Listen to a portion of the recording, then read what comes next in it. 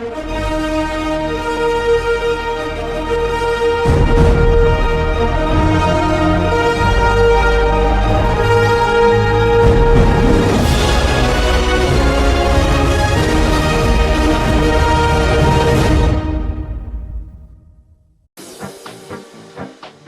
guys!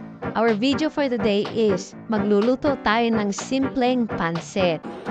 So ayan, iwain natin itong mga karne ng cubes.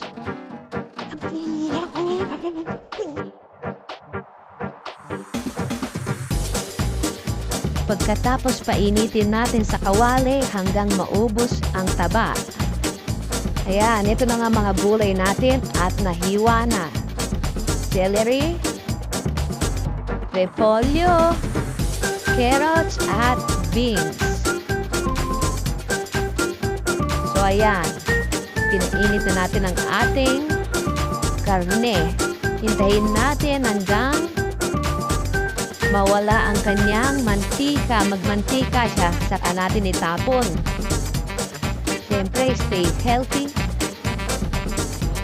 So ayan, okay na. Mamantika na, itatapon natin ganyan. At igigisa na natin ang ating bawang at sibuyas. Isabay na rin natin ang ating sahog na karne.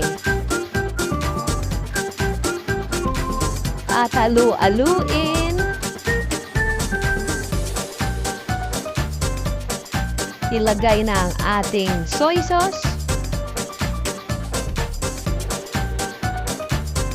At ang oyster sauce.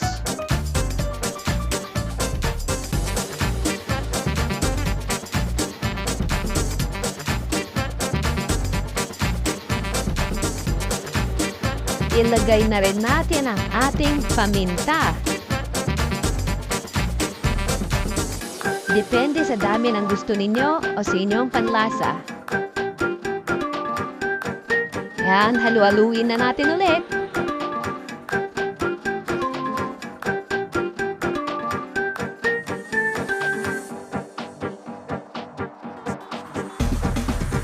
At dagdagan natin ng konting tubig. Ayan. Hintayin natin kumulo. Ito, kumukulo na. Kumulo na, ilagay na natin ang ating pansit.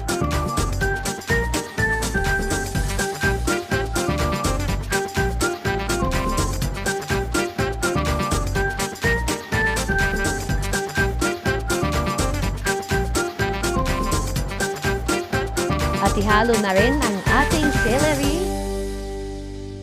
beans, at carrots. Ayan. Ayan, nalualuin.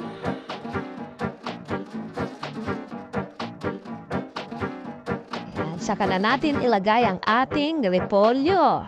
Okay?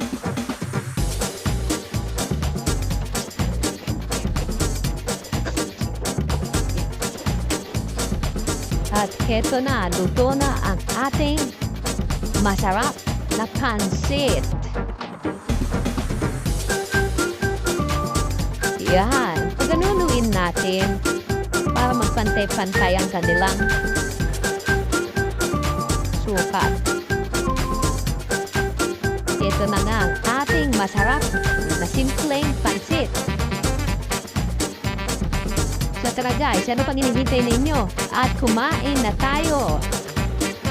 Ito na, pupuha na tayo konti-konti lang. Yan.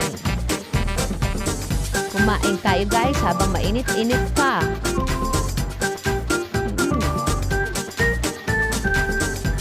Masarap talaga. So guys, kung nagustuhan nyo ang ating video, huwag nyo kalimutang mag-like and follow and subscribe. Maraming salamat po sa inyong suporta. At ciao!